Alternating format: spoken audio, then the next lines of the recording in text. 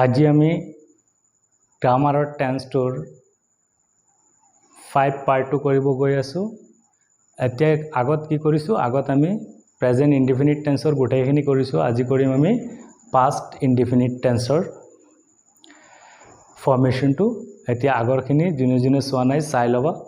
আজি কি কৰিম যে আগতো কৈছো যে টেন্সক কেনেকৈ কিবা এটা কাম, এতিয়া কি কৰিম আজি পাষ্ট ইনডিফিনিট টেন্স। এতিয়া পাষ্ট ইনডিফিনিট টেন্স কাক বোলে, যে কিবা এটা কাম যদি অতীতত কৰা বা হোৱা বুজায়, যদি কোনো এটা কাম আগতে হৈ গৈছে তেনেকুৱা ধৰণৰ কামক আমি পাষ্ট ইনডিফিনিট টেন্স বুলি ক'ম। এতিয়া কোন ধৰণৰ কাম আগতে হৈ গৈছিলে, মই খাইছিলোঁ, মই গৈছিলোঁ, মই 5 বছৰ আগতে গৈছিলোঁ, মই 2 দিন আগতে গৈছিলোঁ, মই যোৱাকালি গৈছিলোঁ, মই যোৱাকালি খাইছিলোঁ, মই যোৱাকালি কিবা এটা কাম কৰিছিলোঁ। গোটেইখিনি কাম কি হৈ আছে, যে অতীতত শেষ হৈ গৈছে, আগতে শেষ হৈ গৈছে, তেনেকুৱা ধৰণৰ কাম কি হ'ব, পাষ্ট ইনডিফিনিট টেন্স হ'ব। আৰু পাষ্ট ইনডিফিনিট টেন্সৰ ফৰ্মেশন হৈছে সাবজেক্ট প্লাস ভাৰ্বৰ সেকেন্ড ফৰ্ম আৰু পাষ্ট ফৰ্ম প্লাস অবজেক্ট। এতিয়া ইয়াত কৈছে যে মই যোৱাকালি বজাৰলৈ গৈছিলোঁ, মই যোৱাকালি বজাৰলৈ গৈছিলোঁ। এতিয়া যোৱা কামটো কেতিয়া হৈছে, যোৱাকালি হৈছে, অতীতত হৈ গৈছে, সেইকাৰণে তেনেকুৱা ধৰণৰ কামক আমি পাষ্ট ইনডিফিনিট টেন্স বুলি ক'ম। এতিয়া আমি কৈছোঁ যে আমাৰ তেনেকুৱা ধৰণৰ বাক্যবিলাক ট্ৰান্সলেট কৰোঁতে 3টা বস্তু চিনাক্ত কৰিব লাগে, সাবজেক্ট, ভাৰ্ব আৰু অবজেক্ট। এতিয়া কোন গৈছে, ইয়াত মই গৈছোঁ, ইয়াৰ কৰ্তা হ'ব মই, সেইকাৰণে হ'ব ইয়াক সাবজেক্ট। এতিয়া ভাৰ্ব কি, ভাৰ্ব হৈছে যোৱা, গৈছিলোঁ, গৈছিলোঁ হ'ব ভাৰ্ব। আৰু যলৈ যায়, কলৈ গৈছিল, বজাৰলৈ, বজাৰ হ'ব অবজেক্ট। এতিয়া ইয়াক যদি আমি ফৰ্মেশনত বহুৱাই দিওঁ তেতিয়াহ'লে ইয়াৰ ট্ৰান্সলেট হৈ যাব। এতিয়া ফাৰ্ষ্টত আমাৰ কি লাগে, সাবজেক্ট। সাবজেক্ট কি, মই ইংলিছ হৈছে আই। এতিয়া পিছত লাগে কি, ভাৰ্ব। ভাৰ্বটো কি আছে, গৈছিলোঁ। এতিয়া গৰ প্ৰথম ফৰ্ম হৈছে গ আৰু সেকেন্ড ফৰ্ম হৈছে ৱেন্ট। এইটো ভাৰ্বৰ লিষ্টটো জানিব লাগিব। আই ৱেন্ট, ভাৰ্ব হ'ল আই ৱেন্ট, গৰ সেকেন্ড ফৰ্ম হৈছে ৱেন্ট। এতিয়া অবজেক্ট কি, অবজেক্ট হৈছে বজাৰলৈ, তেনেহ'লে টু মাৰ্কেট।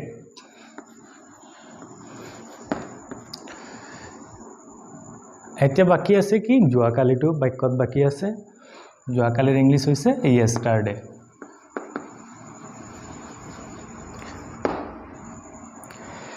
এতিয়া তাই যোৱা বছৰ ইয়ালৈ আহিছিল, তাই যোৱা বছৰ ইয়ালৈ আহিছিল, কোন আহিছিল, ইয়াৰ কৰ্তা কোন, তাই। তাই হ'ব সাবজেক্ট, অহা এটা কাম, সেইকাৰণে এইটো হ'ব ভাৰ্ব। আৰু কলৈ আহিছিল, ইয়ালৈ, ইয়াক দিলো আমি অবজেক্ট।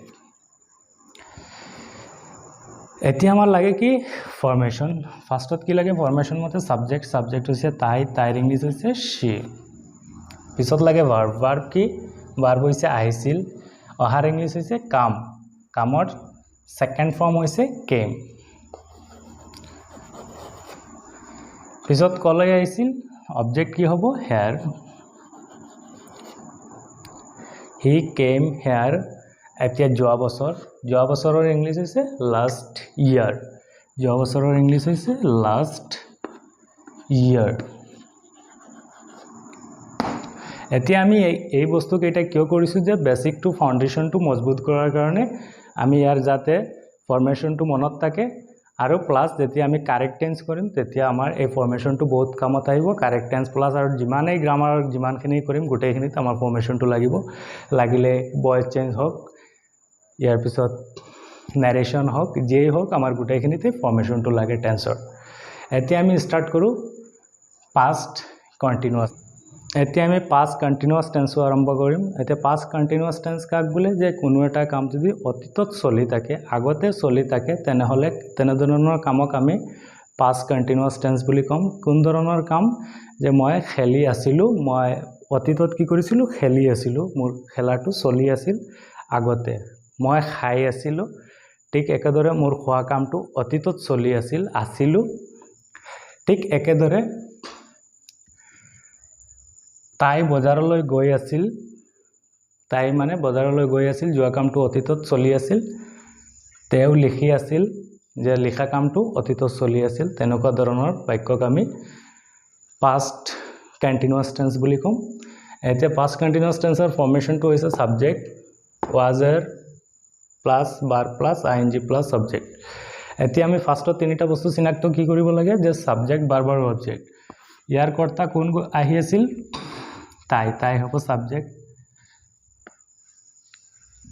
এতিয়া যোৱা গৈ আছিল ইংলিছ এইটো হ'ব ভাৰ্ব আৰু কলৈ বজাৰ হ'ব অবজেক্ট এতিয়া যদি এইটো আমি ফৰ্মেশনত বহুৱাই দিও ইয়াৰ ট্ৰান্সলেট হৈ যাব কেনেকৈ কৰিম ফাৰ্ষ্টত আমাৰ ফৰ্মেশন মতে কি লাগে সাবজেক্ট ইয়াৰ তাইৰ ইংলিছ হৈছে she was were হেল্পিং ভাৰ্বৰ কোনটো লাগিব was লাগিব কাৰণ তাই হৈছে থাৰ্ড পাৰসন সিঙ্গুলাৰ আৰু থাৰ্ড পাৰসন সিঙ্গুলাৰ হলে তাৰ লগত কি লাগে was লাগে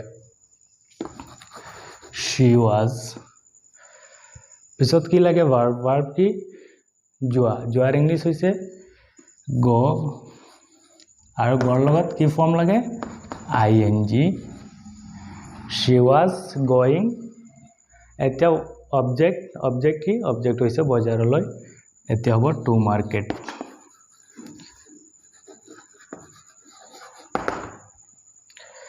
এতিয়া একেদৰে যদি তাই লিখি আছিল ইয়াৰ লিখা কামটো কোনে কৰি আছিল তাই হ'ব সাবজেক্ট আৰু লিখা হৈছে ভাৰ্ব অবজেক্ট নাই দৰকাৰ নাই এতিয়া কি কৰিম আমি ইয়াৰ ফৰ্মেশনত বহুৱাই দিম এতিয়া সাবজেক্ট কি তেওঁৰ ইংলিছ হৈছে হি was were কি লাগিব হি হৈছে থাৰ্ড পাৰসন সিঙ্গুলাৰ হলে তাৰ লগত লাগে was he was ভাৰ্ব কি ভাৰ্ব হৈছে লিখাৰ ইংলিছ হৈছে right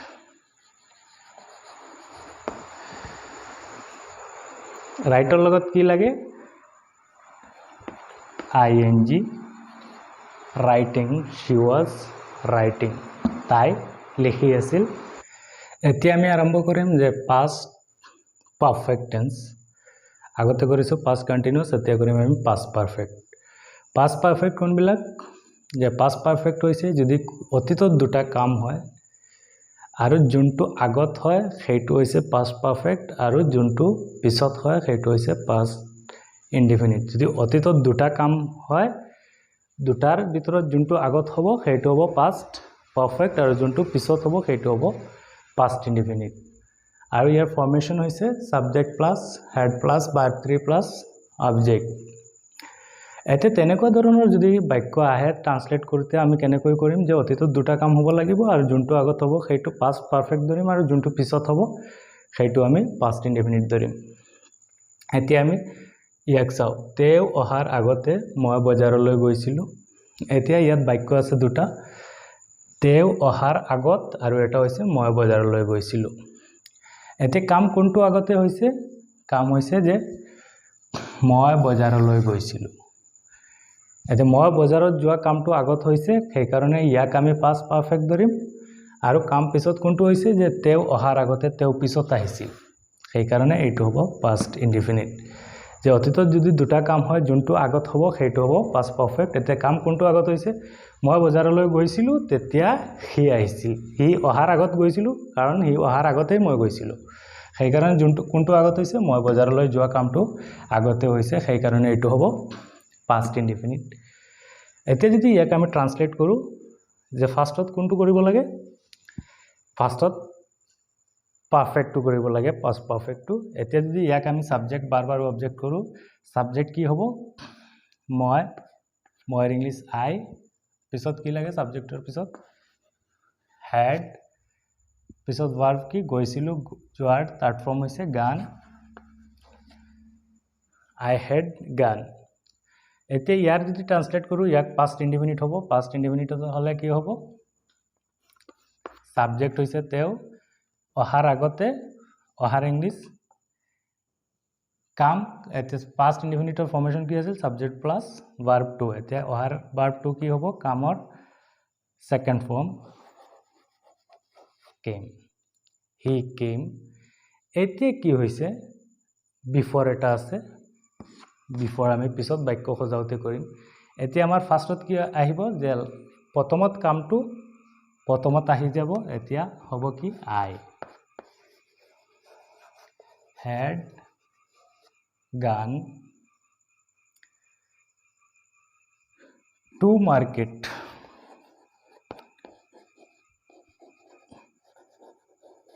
I had gone to market. এতিয়া পিছত কি আহিব মাজৰটো আহিব আগত before he came আৰু past indefinite-টো পিছতে গুচি যাব এতিয়া কি আহিব ইয়াত before he came I went to market before he came যে তেও অহাৰ আগতে মই বজাৰলৈ গৈছিলো এনেকৈ কৰিব লাগিব যে যোনটো কাম আগত হ'ব সেইটো হ'ব past perfect আৰু যোনটো পিছত হ'ব সেইটো হ'ব past indefinite আৰু পিছত এনেকৈ মিলাই দিলে এতিয়া আমি স্টাৰ্ট কৰিম past perfect continuous এতিয়া past perfect continuous কি যদি অতীতত আৰম্ভ হয় এটা সময়ত আৰু অতীতৰ এটা সময়ত আৰম্ভ হয় আন এটা অতীতৰ সময়লৈকে চলি থাকে তেনেকুৱা ধৰণৰ বাক্যক আমি কম প্ৰেজেন্ট পাৰফেক্ট কন্টিনিউয়াস কামটো অতীতত আৰম্ভ হ'ব লাগিব আৰু কেইদিন চলিব লাগিব আৰু এটা অতীতত শেষ হৈ যাব লাগিব তেনেকুৱা ধৰণৰ কামক আমি কি কম যে পাষ্ট পাৰফেক্ট কন্টিনিউয়াস এতিয়া ইয়াৰ ফৰ্মেশন হৈছে subject plus had been plus verb plus ING plus object এতিয়া এটা एग्जांपल মই দিছো যে তেও 2001 চনৰ পৰা 2005 চনলৈকে 5 চন লৈকে এইখন বজাৰত কাম কৰি আছিল যে ঠিক কি কৰিছিল যে 2001 অতীতৰ এটা ডেটৰ পৰা 2005 যোৱা 15 লৈকে ইয়াত কাম কৰিছিল এইখন বজাৰত কাম কৰিছিল কৰি আছিল মানে তাৰ কামটো চলি আছিল কিমান 1 পৰা 15 লৈকে দুইটা অতীতৰ ডেট সেই কাৰণে দুটাৰ মাজত যদি চলে তেনে কামটো চলি থাকে তেনেকুৱা কামক কি কৰিম past perfect continuous tense কম আৰু ইয়াক যদি আমি ট্ৰান্সলেট কৰো কেনেকৈ কৰিম সেম একে সাবজেক্ট লাগিব ভাৰ্ব লাগিব অবজেক্ট লাগিব এতিয়া কামটো কোনে কৰি আছে তেও কি কৰি আছিল কাম কৰি আছিল কাম হ'ব ভাৰ্ব কত কৰি আছিল হেতু হ'ব এইখন বজাৰত তেনেহলে বজাৰটো হ'ব অবজেক্ট ইয়াক যদি আমি ফৰ্মেশনত বহুৱাই দিও তেনেহলে হৈ যাব এতিয়া ফাৰ্ষ্টত কি আহিব আমাৰ ফাৰ্ষ্টত আহিব সাবজেক্ট ইয়াৰ কি তেও সাবজেক্টৰ পিছত কি আহে হেড বিন পিছত কি লাগে ভাৰ্ব কি কাম হৈছে work আৰু ভাৰ্বৰ লগত কি লাগে ING working he has been working পিছত কি অবজেক্ট কি এইখন বজাৰ হলে at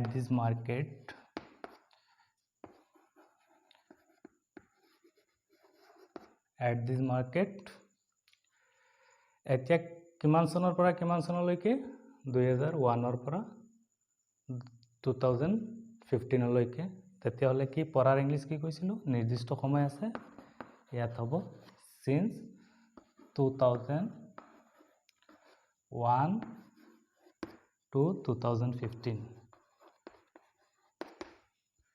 যে he had been working at this market since 2001 to 2015 লৈকে হি এইখন বজাৰত কাম কৰি আছিল এতিয়া আমি স্টাৰ্ট কৰিম future indefinite tense or formation is a subject shall will plus verb plus ing verb plus object এতিয়া future indefinite কি ভৱিষ্যতে হ'ব ফিউচাৰত হ'ব তেনেকুৱা ধৰণৰ কাম মই গা ধুম মই গান গাম মই যাম মই এটো কৰিম এই কামবিলাক অতীতত কৰি ফিউচাৰত কৰিম বুলি কৈছো ভৱিষ্যতত কৰিম বুলি কৈছো তেনেকুৱা ধৰণৰ কামক ফিউচাৰ ইনডিফিনিট টেন্স বুলি ফৰ্মেশন এনেকুৱা ধৰণৰ যদি আমি বাক্যক ট্ৰান্সলেট কৰো মই বেছি দিগলীয়া নকৰো এটা এক্সাম্পল দিম এতে কি হ'ব সাবজেক্ট ভাৰ্ব অবজেক্ট ইয়াত যোৱা কামটো কোনে কৰিব মই কৰিম সেই কাৰণে মই হ'ব সাবজেক্ট যোৱা হ'ব যোৱা এটা কাম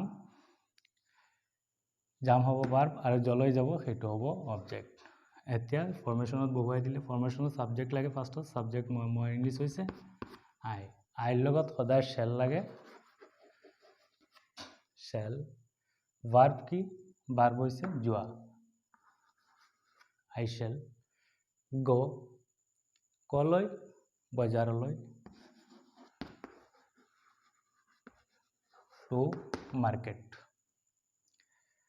I shall go to market. মই বজাৰলৈ যাম.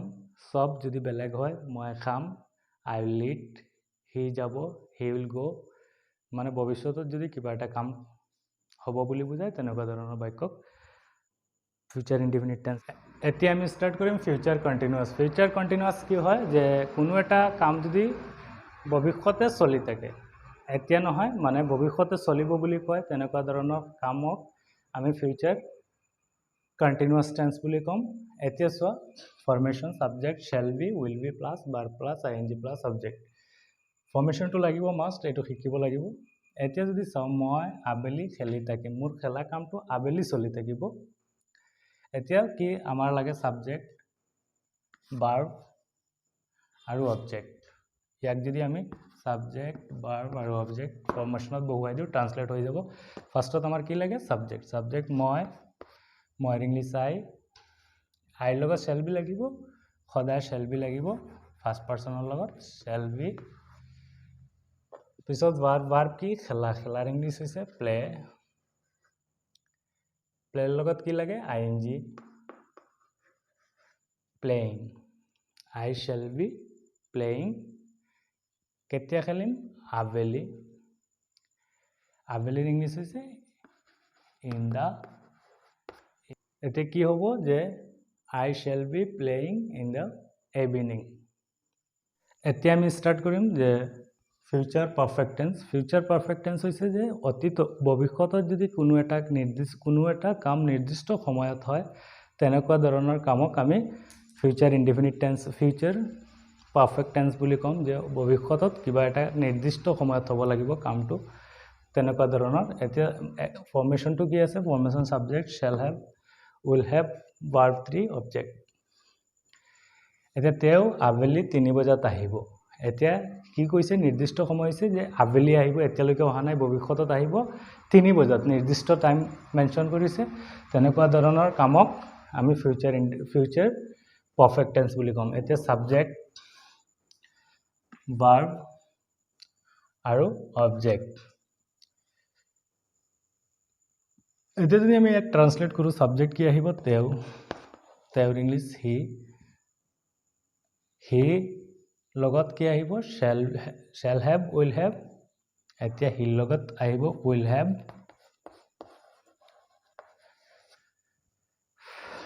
she will have। পিছত ভাৰ্ব কি কাম, কামৰ থাৰ্ড ফৰ্ম হৈছে চেম কাম, she will have come।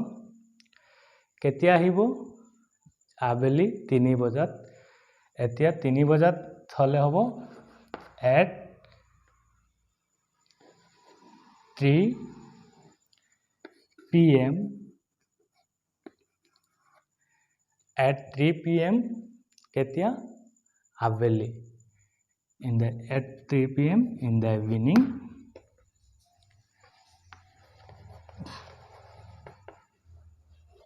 he will have come at 3 PM in the evening। তেওঁ আবেলি 3 বজাত আহিব। এতিয়া আমি ফৰ্মেশ্যনটো গোটেইখিনি জানিলোঁ আৰু লগতে এক্সাম্পল গোটেইখিনি জানিলোঁ। পিছত আমি নেক্সট ষ্টাৰ্ট কৰিম।